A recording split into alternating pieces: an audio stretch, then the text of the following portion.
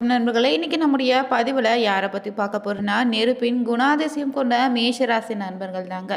எந்த ஒரு பிரச்சனையும் சவாலாக இருந்தாலும் தைரியமாக என்ன வருதுன்னு பார்த்துக்கலான்னு ஒரு முடிவு எடுக்கக்கூடிய நபராக இருப்பீங்க. இயற்கையை ரசிப்பதில் உங்களுக்கான ஆர்வம் எப்போதுமே அதிகங்க. நட்பு கொண்டா பலவிதமான புதிய அனுபவங்க உங்க வாழ்க்கையில நீங்க சந்திக்கலாம்.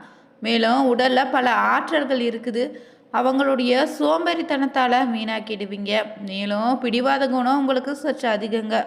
விரும்பும் காரியத்தில் முடிப்பதில் அதிக கவனமோடு இருப்பீங்க. மேலும் மற்றவங்க உங்களை நேசிக்கக்கூடிய நபராக தான் இருப்பீங்க நீங்கள். மேலும் உங்களுக்கு பார்த்தீங்கன்னா நகைச்சுவை உணர்வு உடையவராக இருக்கீங்க. குறும்புத்தனத்தின் உருவமே சொல்லலாம். இயற்கையாகவே குழந்தை போல குணம் நிறைந்த நண்பர்களாக இருப்பதால் அடுத்து வருகின்ற 15 நாட்களும் பார்த்தீங்கன்னா மேஷராசி நண்பர்களுக்கு கிரகநிலை மாற்றத்தால் எப்படிப்பட்ட பலன் அமைய போகுது, இந்த நேரத்தில் எந்த மாதிரியான விஷயங்களை எச்சரிக்கையாக இருக்கணும். மேலும் பார்த்தீங்கன்னா மேஷராசி நண்பர்கள் தொடர்ந்து பார்த்தீங்கன்னா சுப காரியத்தில் உங்களுக்கு தடை இருந்தால் இந்த ஒரு பரிகாரத்தை செய்து பாருங்கள், நிச்சயம் அதற்கான பலன் உண்டு. மேலும் தனிப்பட்ட ரீதியாக உங்கள் ஜாதகத்தில் இருக்கக்கூடிய பிரச்சனைக்கு சரியான ஒரு பரிகாரத்தை பெற்றுக்கொள்ள நினைத்தா வீடியோவில் டிஸ்கிரிப்ஷனில் ஃபோன் நம்பர் கொடுத்துருப்போம், அந்த நம்பருக்கு நீங்கள் கால் பண்ணி தெரிஞ்சுக்கலாம். வாங்க நண்பர்களே, வீடியோக்குள்ள ராசி நண்பர்கள் பொறுத்தவரை இந்த ஆண்டின் 2வது மாதமான பிப்ரவரி மாதத்தில் பார்த்தீங்கன்னா சிறப்பான ஒரு மாதமாக அமைய போகுது. ஏன்னா இந்த மாதத்தில் கிடைக்கக்கூடிய பலன்கள், பரிகாரங்கள், வழிபட வேண்டிய தெய்வங்கள் என்னென்னு தெரிஞ்சுக்கலாங்க. பொதுவாகவே 9 கிரகங்களும் பார்த்தீங்கன்னா குறிப்பிட்ட கால இடைவேளையில் தான் பயிற்சியாகும். இந்த கிரக மாற்றம் பார்த்தீங்கன்னா 12 ராசிகளில் அதனுடைய தாக்கத்தை ஏற்படுத்தும். சில ராசிக்கு சுப பலனையும் சில ராசிக்கு அசுப பலனையும் கொடுக்கும். அந்த வகையில் இந்த மாதத்தில் குரு பகவான் மிதுன ராசியில் இருக்க போகிறாரு. சந்திரன் தன்னுடைய கடக ராசியில் ஆட்சி வீட்டில் அமர்றாரு. சொந்த வீட்டில் ஆரம்பித்து சொந்த வீட்டிலேயே இந்த மாதத்தில் நிறைவு செய்கிறாரு. கேது பகவானும் சிம்ம ராசியில் அமர்ந்துருவார். சூரியன் சுக்கிரன் செவ்வாய்னு மகர ராசியில் அமர்ந்திருக்குது. மகரத்தில் செவ்வாய் உச்சமடைகிறது. கும்ப ராசியில் புதன் பகவானும் செவ்வாயும் அமர்ந்திருக்குது. மீனத்தில் சனி பகவான் அமர்ந்திருக்காரு. அந்த வகையில் இந்த மாதம் பொறுத்தவரை மேஷ ராசிக்காரர்களுக்கு பார்த்திங்கன்னா ரொம்பவே செவ்வாய் உச்சமாக அமர்ந்திருப்பதால் மிகப்பெரிய கிடைக்கக்கூடிய நாட்களாக அமைய போகுது. மேலும் நீங்கள் பார்த்தீங்கன்னா மிகப்பெரிய நன்மை உங்களை தேடி வருதுங்க. முயற்சிகளில் பெரும் வெற்றி உண்டு. சூரியனும் 10ஆம் இடத்துல இருப்பதால் வேலைக்கு முயற்சி செய்தீங்கன்னா பொன்னான வேலையும் இந்த நேரத்தில் உங்களுக்கு கிடைக்கும். நல்ல வேலை வாய்ப்பு உண்டு. சூரியன் செவ்வாய் இணைவு உங்களுக்கு அரசு வேலையை பெற்றுத்தரும். மேலும் தந்தை வழி உறவுகளால் சாதகமான சூழல் உண்டாகும். பூர்வீக சொத்துக்களுக்கான முயற்சியில் வெற்றி பெறுவீங்க.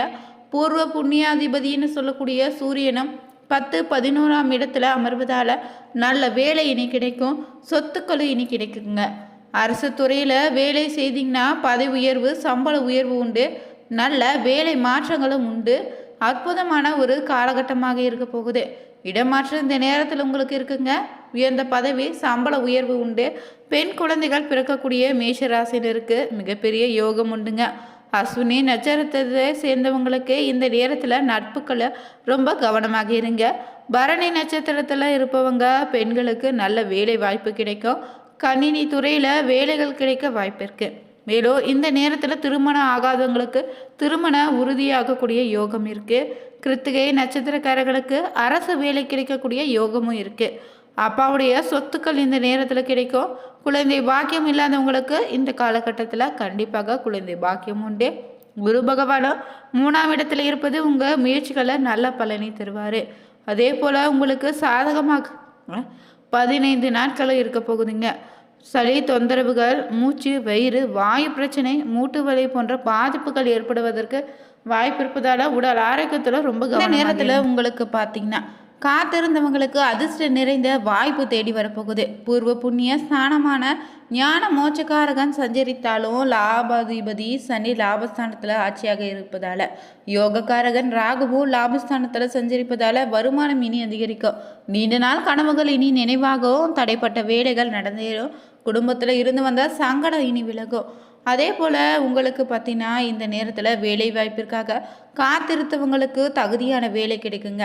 வெளிநாட்டு முயற்சிகள் கை கொடுக்கும். அந்நியரால் ஆதாயம் உண்டு. புதிய தொழில் தொடங்க மேற்கொண்ட முயற்சி வெற்றியளிக்கும். வியாபாரிகள், கலைஞர்களுக்கு எதிர்பார்த்த ஒப்பந்தம் கிடைக்கும். உங்கள் பாக்கியாதிபதி மாதம் முழுவதும் சகை ஸ்தானத்தில் வக்கரமாக சஞ்சரிப்பதால் வக்ரகுரு ராசிக்குரிய பலனை கொடுக்குறாரு. குடும்பத்தில் நிம்மதி இருக்கு. எதிர்ப்பு, நோய் நொடி, வழக்கு நேர் சங்கடங்கள் விலகும். திடீர் வாய்ப்பு தேடி வருங்க. நடப்பவையாவும் உங்களுக்கு நல்லதாக நடக்க போகுது. பெரியோருடைய ஆதரவு உண்டு. முடங்கி கிடந்த தொழில்கள் மீண்டும் முன்னேற்றம் அடையும். பணியாளர் ஒத்துழைப்பு கொடுப்பாங்க. சேமிப்பு இனி உயரும். மாணவர்களுக்கு படிப்பில் கூடுதல் கவனம் தேவை. விவசாயிகள் இந்த நேரத்தில் விளைச்சல்ல அக்கறை செலுத்தணும். கணவன் மனைவிக்கு இடையே இருந்து வந்த கஷ்ட நிலை நீங்கும். பரணியில் எந்த நிலை வந்தாலும் அதற்கேற்ப வாழ தெரிந்தவங்களுக்கு தை முன்னேற்றமான மாதமாக இருக்கு. உங்கள் ராசிநாதன் செவ்வாய் மாதம் முழுவதும் 10ஆம் இடத்துல சஞ்சரிப்பதால் செய்து வரக்கூடிய தொழிலில் கூடுதல் அக்கறை தேவை. மேலும் 7ஆம் தேதி வரை சுக்கிரன் உங்கள் ஆசைகளை தூண்டி செலவுகளை அதிகரிக்கலாம். எனவே பண விவகாரத்தில் கொஞ்சம் கூடுதல் கவனமாக இருங்க. உங்கள் பூர்வ புண்ணியாதிபதி சூரியன் ஜீவனஸ்தானத்தில் சஞ்சரிப்பதால் சூரியனே கண்ட பனி போல இனி சங்கடங்கள் விலகும். தொழிலில் ஏற்பட்ட நெருக்கடி நிலை நீங்கும். பணியாளர்களுக்கு எதிர்பார்த்த இடமாற்றம், பதவி உயர்வு உண்டு. வேலைக்காக முயற்சி செய்தீங்கன்னா எதிர்பார்த்த தகவல் வரும். புதிய தொழில் தொடங்க முயற்சி செய்பவங்களுக்கு அரசின் அனுமதி கிடைக்கும். இந்த நேரத்தில் முயற்சி செய்தீங்கன்னா எதிர்பார்த்த தகவலும் வரும். புதிய தொழில் தொடங்க முயற்சி செய்பவங்களுக்கு அரசின் அனுமதி கிடைக்கும். கடனாக கேட்டிருந்த பணமும் கைக்கு வந்து சேரும். மனதில் இந்த நேரத்தில் தன்னம்பிக்கை அதிகரிக்கும். சகய ஸ்தானாதிபதி புதனின் சஞ்சாரம் மாதம் முழுவதும் சாதகமாக இருப்பதால் எதிர்பார்த்த ஒப்பந்தம் கிடைக்கும். கலைஞர்கள் வாழ்க்கையில் புதிய நம்பிக்கை பிறக்கும். வியாபாரத்தில் லாபம் உண்டு. கொடுக்கல் வாங்கல ஏற்பட்ட பிரச்சனை இனி முடிவுக்கு வரும். விற்பனையும் உயருங்க. வெளிவட்டாரத்தில் செல்வாக்கு அதிகரிக்கும். கணவன் மனைவி இருவரும் ஒருவரை ஒருவர் அனுசரித்து செல்வதும் நல்லது. சிலர் சொந்த வீட்டில் குடியேற போறீங்க. பிள்ளைகள் நலனில் அக்கறை அதிகரிக்கும். ஞான மோட்சக்காரகன் பூர்வ புண்ணிய ஸ்தானத்தில் சஞ்சரிப்பதால் உறவினர்கள் பற்றி புரிந்து கொள்ள வேண்டிய சூழ்நிலையாக இருக்கு. பூர்வீக சொத்துல பிரச்சனை ஏற்பட்டாலும் சமாளித்து இடுவீங்க. மேலும் பார்த்தீங்கன்னா விஐபிகளுடைய ஆதரவு உண்டு. பொருளாதார நிலை சிறப்பாக இருக்கும். உடலில் ஏற்பட்ட பாதிப்பு இனி விளங்கும். மாணவர்கள் படிப்பில் அக்கறை செலுத்துவது நல்லது. மேலும் இந்த நேரத்தில் பார்த்தீங்கன்னா திருச்செந்தூர் முருகனை வழிபட வாழ்க்கையில் நல்ல வளம் உண்டு. கார்த்திகை 1ஆம் பாதத்தில் பிறந்தவங்களுக்கு பார்த்தீங்கன்னா இந்த நேரத்தில் உங்களுக்கு தான் பொருத்தமாக இருக்குங்க. பூர்வ புண்ணியாதிபதி சூரியனும் மாதம் முழுவதும் ஜீவஸ்தானத்தில் புதனோடு இணைந்து உங்களுக்கு பார்த்தீங்கன்னா யோகத்தை எடுத்து தர போகிறாரு. ஏழைகளில் வெற்றி உண்டு. நினைத்தது நடந்தேறும். பொண்ணு பொருளும் சேரும். நீண்ட நாள் பிரச்சனை முடிவுக்கு வரப்போகுது. வியாபாரம் தொழிலில் ஏற்பட்ட நெருக்கடி விலகும். வேலையில் செல்வாக்கு உயரும். நடக்குமா நடக்காதான்னு கேள்விக்குறியாக இருந்த வேலைகள் எல்லாம் இனி நல்லபடியாக நடந்து முடியும். அரசியல்வாதிகளுக்கோ தலைமையின் ஆதரவு உண்டு.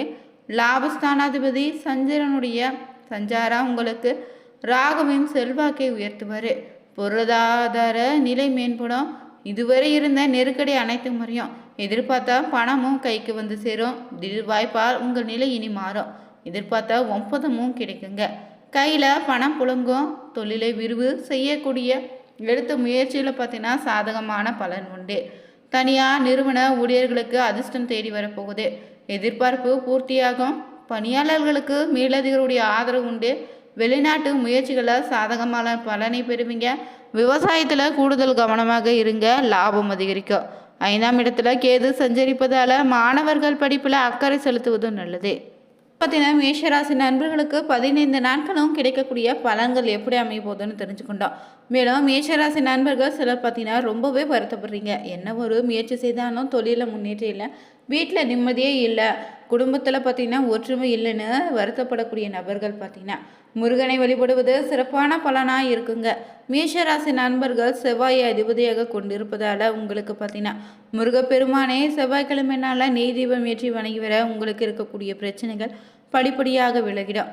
அதே போல் தைப்பூசத்தன்று சஷ்டி கிருத்திகை போன்ற நாட்களில் முருகன் கோவிலுக்கு சென்று வழிபடுவதை பார்த்தீங்கன்னா தவற விடாதீங்க.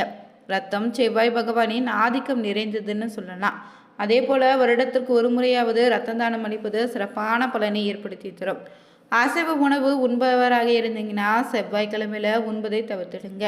அதே போல் பைரவரின் வாகனமான நாய்களுக்கு உணவு பிஸ்கெட் உணவாக கொடுத்து வந்தாலும் பைரவருடைய அருள் உண்டு. வந்து பார்த்தீங்கன்னா மேஷராசி நண்பர்கள் முருகப்பெருமானை தவறாமல் வழிபட்டாலே உங்களுக்கு ஏற்படக்கூடிய பிரச்சனைகள் விலகி வாழ்க்கையில் பார்த்தீங்கன்னா சந்தோஷமும் மகிழ்ச்சியும் நிறைந்திருக்கும். நீங்களும் மேஷராசி நண்பர்களா உங்கள் உறவினர்கள் நண்பர்கள் வகையில் மேஷராசி நண்பர்களாக இருந்தாங்கன்னா அவங்களுக்கு இந்த ஒரு பதிவை பகிர்ந்துடுங்க.